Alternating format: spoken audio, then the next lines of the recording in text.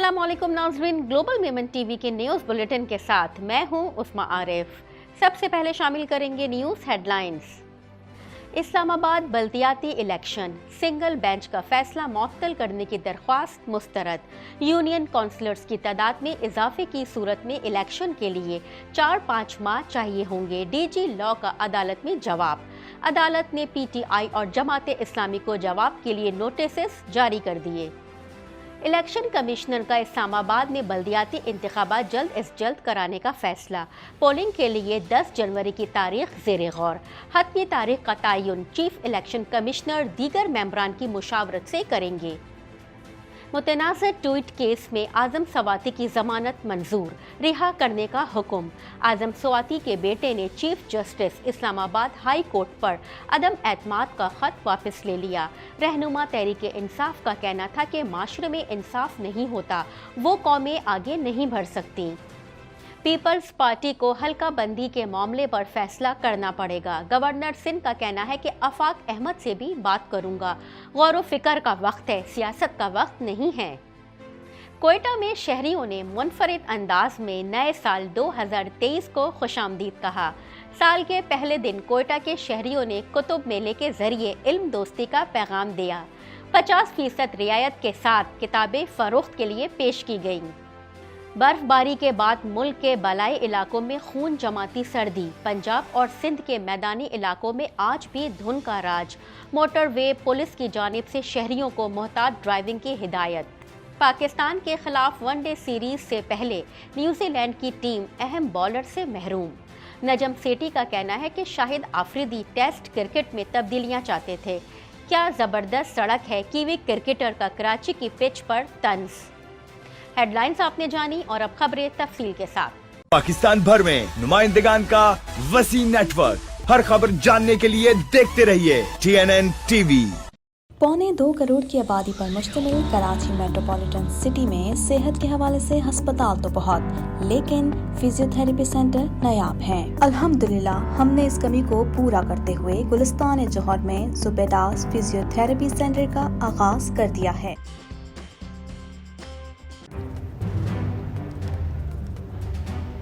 Islamic Finance TV, the only TV channel of the fastest growing Islamic economy in the world and the prime mover of Islamic finance news.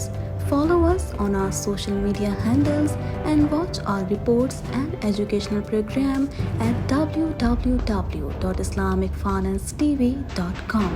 For advertisement, please contact us at islamicfinancetv@gmail.com.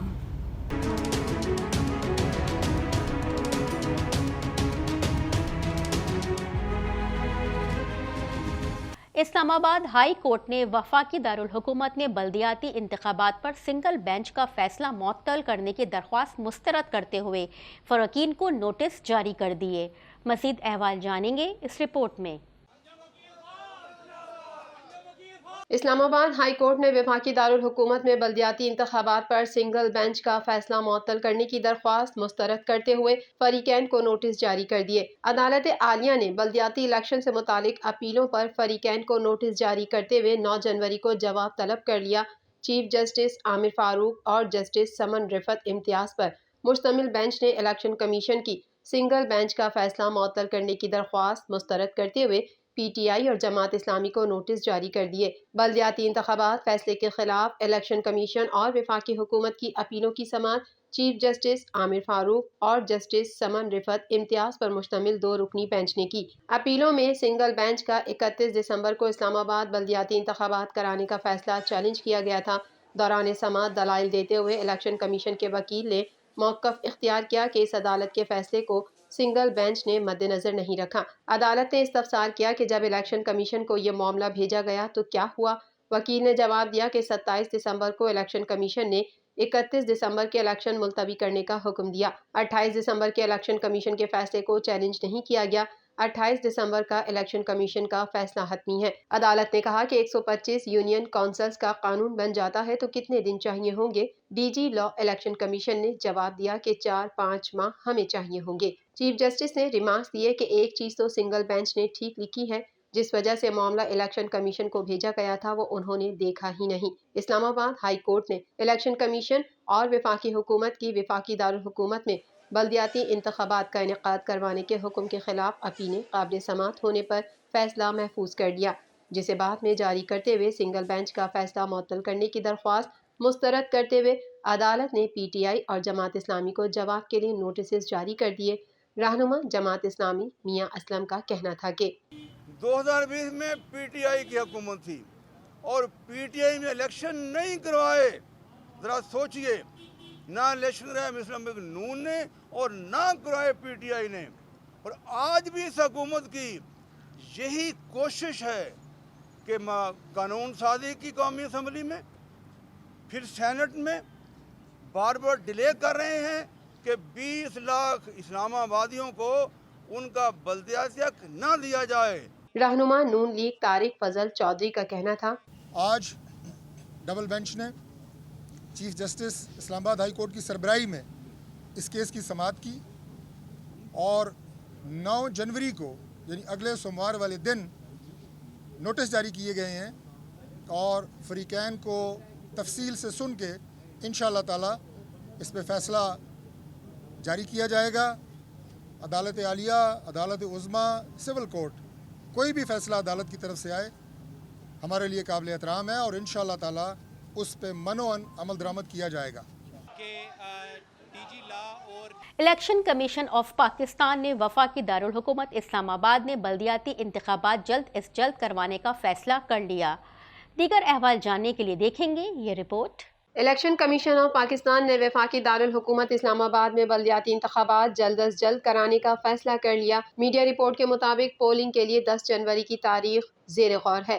حتمی تاریخ کا تعین chief election commissioner دیگر ممبران کی مشاورت سے کریں گے۔ الیکشن کمیشن کے ذرائع نے بتایا ہے کہ الیکشن کمیشن آف پاکستان نے وفاقی دارالحکومت اسلام آباد میں بلدیاتی انتخابات جلد از جلد کرانے کا فیصلہ کر لیا ہے، جس کے لیے تیاریاں بھی تیز کر دی گئی ہیں۔ واضح رہے کہ اسلام آباد ہائی کورٹ نے الیکشن کمیشن کا فیصلہ کالعدم قرار دیتے ہوئے بلدیاتی انتخابات شیڈول کے مطابق 31 دسمبر کو ہی کرانے کا حکم دیا تھا۔ اسلام آباد ہائی کورٹ نے فیصلے میں کہا کہ وفاقی حکومت انتخابات کے انعقاد کے لیے الیکشن کمیشن کو مکمل معاونت فراہم کرے۔ پی ٹی آئی اور جماعت اسلامی کی درخواست پر محفوظ شدہ فیصلہ جسٹس ارباب محمد طاہر نے پڑھ کر سنایا۔ عدالت نے الیکشن کمیشن کے فیصلے کے خلاف پی ٹی آئی اور جماعت اسلامی کی درخواستوں پر مختصر تحریری فیصلہ جاری کیا۔ فیصلے میں کہا گیا کہ الیکشن کمیشن کا 27 دسمبر کا فیصلہ کالعدم قرار دیا جاتا ہے۔ اسلام آباد کے بلدیاتی انتخابات شیڈول کے مطابق کرائے جائیں۔ اسلام آباد ہائی کورٹ نے متنازع ٹویٹ کیس میں پی ٹی آئی سینیٹر اعظم سواتی کو ضمانت پر رہا کرنے کا حکم دے دیا۔ دیگر احوال جانیں گے اس رپورٹ میں۔ اسلام آباد ہائی کورٹ نے متنازع ٹویٹ کیس میں پی ٹی آئی سینیٹر اعظم سواتی کو ضمانت پر رہا کرنے کا حکم دے دیا، جبکہ اعظم سواتی کے بیٹے نے عدالت میں وکیل سے مشاورت کے بعد چیف جسٹس اسلام آباد ہائی کورٹ پر عدم اعتماد کا خط واپس لے لیا۔ تحریک انصاف کے رہنما شہزاد وسیم نے اسلام آباد ہائی کورٹ کے ججز کو خراج تحسین پیش کرتے ہوئے کہا کہ جنہوں نے حق پر فیصلہ دیا، ذات انا سے بالا تر ہو کر ملکی بہتری کے لیے کردار ادا کرنا چاہیے۔ اسلام آباد ہائی کورٹ کی جانب سے اعظم سواتی کو رہا کرنے کے فیصلے پر پی ٹی آئی رہنما نے کہا کہ جس معاشرے میں انصاف نہیں ہوتا وہ قومیں آگے نہیں بڑھ سکتی، عوام ہی بڑے فیصلے کر سکتی ہے۔ عدالت نے اعظم سواتی کو ضمانت پر رہا کرنے کا حکم دے دیا۔ عدالت نے آج صبح دلائل سننے کے بعد یہ فیصلہ محفوظ کیا تھا۔ اسلام آباد ہائی کورٹ کے چیف جسٹس عامر فاروق نے متنازع ٹویٹ کیس میں سواتی کی ضمانت بعد از گرفتاری منظور کرتے ہوئے 2 لاکھ روپے مچل کے جمع کرانے کی ہدایت کر دی۔ گورنر سندھ کامران ٹیسوری نے کہا ہے کہ الطاف حسین کا معاملہ ریاست کے ساتھ ہے، ہمیں کراچی کے لوگوں کے دل جوڑنے ہیں۔ تفصیلات جاننے کے لیے دیکھیں گے یہ رپورٹ۔ گورنر سندھ کامران ٹیسوری نے کہا ہے کہ الطاف حسین کا معاملہ ریاست کے ساتھ ہے، ہمیں کراچی کے لوگوں کے دل جوڑنے ہیں۔ پیپلز پارٹی کو حلقہ بندی کے معاملے پر فیصلہ کرنا پڑے گا۔ کراچی جاؤں گا تو آفاق احمد سے بھی بات کروں گا۔ عامر بھائی ہمارے بڑے بھائی کی طرح ہیں، ان کی رائے کو اہمیت دی جائے گی، آخری فیصلہ خالد مقبول کریں گے۔ لاہور میں میڈیا سے گفتگو کرتے ہوئے گورنر سندھ کامران ٹیسوری نے کہا کہ مسنگ پرسنز ہماری پارٹی کا بہت بڑا مطالبہ ہے، پچھلی حکومت کے ساتھ بھی اسی معاملے پر الحاق کیا تھا، موجودہ حکومت سے بھی یہی امید ہے کہ مسنگ پرسنز پر ہمیں نا امید نہیں کرے گی۔ گورنر سندھ نے کہا کہ فرد واحد کی سازش یا تنقید اہمیت نہیں رکھتی، سب سے بڑی چیز ارادہ اور کردار ہونا چاہیے۔ آپ بڑے مقصد کے لیے آگے بڑھ رہے ہوں تو یہ چیزیں اہمیت نہیں رکھتی۔ کامران ٹیسوری نے کہا کہ ہم نے بڑے فیصلے نہ کیے تو پھر معاشی عدم استحکام بڑھتا چلا جائے گا۔ افہام و تفہیم اور ٹیبل پر بیٹھ کر مسائل حل کیے جانے چاہیے۔ میری کوشش ہوگی کہ سب کو ایک میز پر بٹھا کر مسائل حل کروا سکوں۔ ان کا کہنا ہے کہ MQM تحریری معاہدے کے ساتھ حکومت میں شامل ہے۔ اس بار یہ لوگ ہمیں نا امید نہیں کر سکیں گے۔ ہمیں غیر قانونی اغواریوں کا سامنا ہے۔ گورنر سندھ کامران ٹیسوری نے کہا کہ غور و فکر کا وقت ہے، سیاست کا وقت نہیں ہے۔ افہام و تفہیم اور ٹیبل پر بیٹھ کر معاملے کو حل کیا جائے۔ میری کوشش ہوگی کہ برج کا کردار ادا کروں۔ گورنر سندھ نے یہ بھی کہا کہ مسائل ہیں تو ان کے حل بھی موجود ہیں۔ اختیارات کا رونا نہیں رونا چاہیے۔ کراچی کے لوگوں کے دل سڑکوں کی طرح ٹوٹ چکے ہیں۔ کراچی کے لوگوں کے دل روڈ راستوں کی طرح ٹوٹ چکے ہیں۔ ان کو جوڑنا ہے، اب توڑنا نہیں ہے۔ اتفاق کرنا ہے، نفاق نہیں کرنا ہے۔ اور جہاں تک آپ نے عامر خان بھائی کی بات کی، عامر خان بھائی ہمارے بڑے ہیں اور میں یہ سمجھتا ہوں کہ جب اجتماعی فیصلے شہر اور شہریوں کے مفاد میں کیے جائیں گے تو وہاں کسی کی ذاتی رائے کی اہمیت نہیں ہوتی۔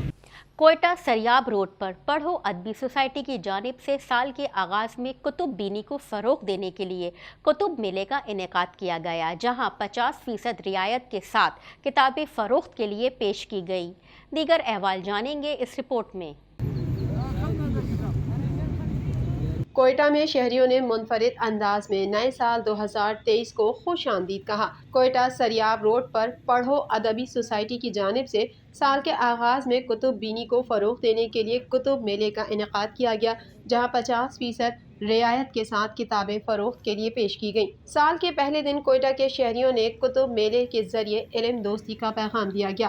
نئے سال کے پہلے دن کی مناسبت سے کتب میلے کا انعقاد کیا گیا اور نئے سال کی شروعات کتب بینی سے کی۔ کتب میلے میں طلبہ، اساتذہ، نوجوان سمیت بچوں نے شرکت کرتے ہوئے اپنی پسند کی کتابیں خریدی۔ کتب بینی کے کلچر کو پروان چڑھانے کے لیے کتاب تبصرے کا سیشن بھی شامل تھا، جس میں کتاب ریویوز بھی پیش کیے گئے تاکہ نوجوانوں کے اندر کتاب پڑھنے کا شوق پروان چڑھے۔ سابق سینیٹر نواب زادہ لشکری رئیسانی نے کتب میلے کا دورہ کیا۔ اس موقع پر ان کا کہنا تھا، 2022 ایک بہت بڑے بحران کا سال تھا، مگر جہاں لوگ کتاب اور علم سے اپنے آپ کو جوڑیں گے تو اس قسم کے بحرانوں سے نکل سکیں گے۔ میں بلوچستان کے نوجوانوں سے، خصوصاً اہل علم اور اہل قلم سے یہ اپیل کرتا ہوں کہ 2023 میں جب آج ہم نے قدم رکھا ہے تو ہم علم، ڈسپلن اور کرپشن سے پاک معاشرے کی طرف ہم بڑھیں تاکہ ہمارے آئندہ نسلیں ہم کو اچھے الفاظ میں یاد رکھیں۔ پڑھو ادبی سوسائٹی کے چیئرمین کا کہنا تھا، سال نو کا آغاز کتاب کلچر کو فروغ دینے کے لیے یہاں پہ حصہ لگایا ہوا ہے اور اس حوالے سے ہم چاہ رہے ہیں کہ کتاب کلچر یہاں پہ فروغ پائے۔ دادل نذیر کا کہنا تھا، کتابوں سے اپنا دوستی بنائے۔ کتابوں سے ایک ایسا دوستی ہے کہ انسان کو روشنائی کی سائڈ لے جاتا ہے، انسان کی زندگی کو منور کر دیتا ہے۔ اگر انسان خود کو ایک قابل شخص بنانا چاہتا ہے تو کتابوں کی طرف آئے۔ برف باری کے بعد ملک کے بلائی علاقوں میں خون جماتی سردی کا راج ہے۔ استور میں پارہ -11 ڈگری تک گر گیا، اسکردو میں -8 اور ہنزا میں -6 ڈگری رہا۔ دیگر احوال جاننے کے لیے دیکھیں گے یہ رپورٹ۔ برف باری کے بعد ملک کے بالائی علاقوں میں خون جماتی سردی کا راج ہے۔ استور میں پارہ -11 ڈگری تک گر گیا، اسکردو -8 اور ہنزا میں -6 ڈگری رہا۔ قلات میں بھی -6 اور کوئٹہ میں -3 ڈگری ریکارڈ کیا گیا۔ ادھر پشاور میں درجہ حرارت 0، لاہور میں 8، کراچی میں کم سے کم 11 اور لیہ میں -15 ڈگری سینٹی گریڈ ریکارڈ کیا گیا۔ پنجاب اور سندھ کے میدانی علاقوں میں آج بھی دھند کا راج ہے اور متعدد مقامات پر موٹر ویز کو بند کیا گیا ہے۔ پنجاب میں پنڈی، بھٹیاں، فیصل آباد موٹر وے M3، فیض پور سے رجانہ تک، ملتان فیصل آباد موٹر وے M4 عبدالحکیم سے پنڈی بھٹیاں تک بند کی گئی ہے۔ سکھر ملتان موٹر وے M5 مختلف مقامات پر ٹریفک کے لیے بند ہے۔ لاہور سیالکوٹ موٹر وے M11 دھند کے سبب مکمل بند کر دی گئی ہے، جبکہ قومی شاہراہوں پر بھی دھند کے باعث حد نگاہ متاثر ہے۔ موٹر وے پولیس کی جانب سے شہریوں کو محتاط ڈرائیونگ کی ہدایت کی گئی ہے۔ پاکستان کے خلاف ون ڈے سیریز سے پہلے نیوزی لینڈ کی ٹیم اہم بالر سے محروم ہو گئی۔ دیگر احوال جانتے ہیں اس رپورٹ میں۔ پاکستان کے خلاف ون ڈے سیریز سے پہلے نیوزی لینڈ کی ٹیم اہم بالر سے محروم ہو گئی۔ فاسٹ بالر ایڈم ملنے پاکستان اور بھارت کے خلاف ون ڈے سیریز سے دستبردار ہو گئے ہیں۔ ان کی جگہ ٹیسٹ اسکواڈ کا حصہ بلیئر ٹکنر کو ایڈم ملنے کی جگہ ون ڈے ٹیم میں شامل کرنے کا اعلان کر دیا گیا ہے۔ بلیئر ٹکنر بدھ 4 جنوری کو پاکستان کے لیے اڑان بھریں گے۔ ترجمان نیوزی لینڈ کرکٹ بورڈ کے مطابق ایڈم ملنے نومبر میں بھارت کے خلاف ہوم سیریز کے دوران ہیمسٹرنگ انجری کا شکار ہوئے تھے۔ وہ ان دنوں ویلنگٹن فائربریڈز کی طرف سے کھیل رہے ہیں۔ ان کا موقف ہے کہ وہ بھی انٹرنیشنل کرکٹ کے چیلنج پر پورا اترنے کے لیے خود کو تیار نہیں پا رہے۔ نیوزی لینڈ اور پاکستان کے درمیان کراچی میں دوسرا ٹیسٹ میچ کھیلا جا رہا ہے۔ ایسے میں مچل میکلنگٹن نے اپنی طنزیہ ٹویٹ میں لکھا، کیا زبردست سڑک ہے، ایسی پچ بیٹرز کا خواب ہوتی ہے۔ دوسری جانب پاکستان کرکٹ بورڈ کی مینجمنٹ کمیٹی کے چیئرمین نجم سیٹھی کا کہنا ہے کہ شاہد آفریدی ٹیسٹ کرکٹ میں تبدیلیاں چاہتے تھے۔ وہ ٹیسٹ کرکٹ میں گھاس والی پچ بنانے کے حامی ہیں۔ غیر ملکی میڈیا کو انٹرویو دیتے ہوئے نجم سیٹھی نے کہا کہ شاہد آفریدی جارحانہ فیصلے کرنے کی اہلیت رکھتے ہیں۔ ان جیسے کھلاڑی کو ہمیں سلیکشن کمیٹی میں شامل کرنے کی ضرورت تھی۔ وہ نئے ٹیلنٹ کو موقع دینے جیسے جارحانہ فیصلے کر سکتے ہیں۔ گلوبل میمن ٹی وی کے نیوز بلیٹن سے فی الحال اتنا ہی۔ مزید خبروں اور اپڈیٹس کے لیے دیکھتے رہیے گلوبل میمن ٹی وی۔